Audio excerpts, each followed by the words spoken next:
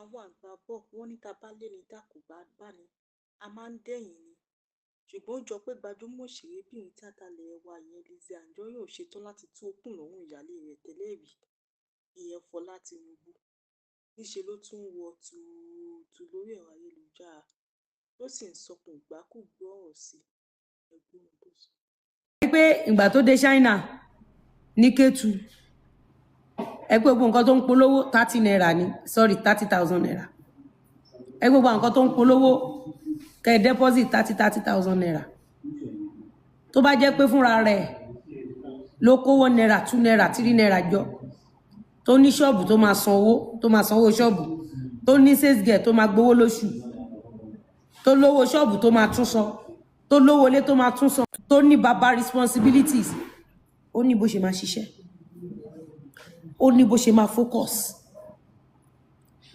It's quite unfortunate pé lórí social media àwọn tó ń lo social media jù àwọn NFA ló ń lo social media jù no vision ambition. Kọ́kọ́ lọ dìyẹn mú sórí ìwọ tó ń gun ọ̀kadà kiri ọkọ lọ máa dúpẹ́ lọ́dọ̀ Ọlọ́run lẹ́gbẹ̀ẹ́ kan ìwọ ó máa sùn mọ́kọ́ tó bá ti mú ẹ tó ń ràn ní petrol 250-300,000 naira per day tó ti ń ràn ní àbí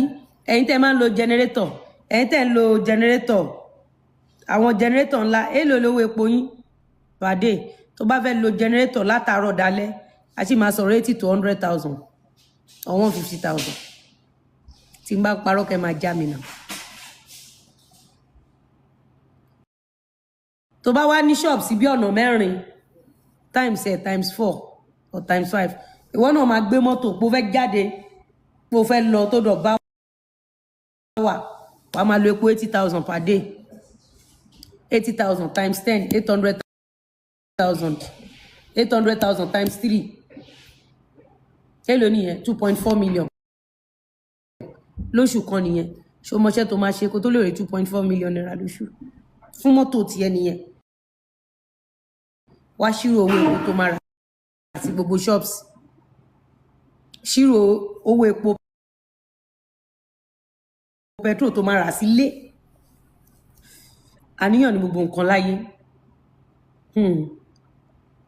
èèyàn commercial analysis yẹn fún lọ́sàn ó ń sọ̀rọ̀ òun ní problem mo lè ní problem èlò lè ná fún petrol per day òun ò náwó mọ́tò òun ò lówó petrol bọ́tà òun bóun ṣe wà ẹ̀ mọ́tò tó máa ń wo òun máa ń gbé uber òun gbé ṣàkà gbẹ̀ kalẹ̀ mo ṣe analysis ẹ̀fà rẹ̀ wá wálẹ̀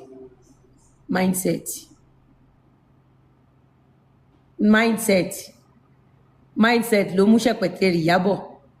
ẹ wo bó ṣe ń rákòrò gbogbo owó tí Ìyábọ̀ Òjó lòun pa tó jẹ́ pé gbogbo iye tó máa fún owó yẹn kò ju àmàlà méjì àtògùn fi aláwọ̀ kan lọ gbogbo owó tó lóun pa yẹn kò ra petrol fẹ́ lómi lóṣù ẹ lọ béèrè. ọ̀rọ̀ lẹ ti gbọ́ lẹ́nu gbajúmọ̀ òṣèrébìnrin tíátà ilẹ̀ wa Lizzy Anjorin kí lẹ rí sọ sí ohun tó sọ inú fọ́nrán náà ẹ jẹ́ ká mọ̀ ní abala àríwísí comment section ẹ jọ̀wọ́ ẹ like subscribe àti share fídíò wa ẹ ṣé gan-an ni fún àtìlẹ́yìn àdúgbò àmọ́ lórí.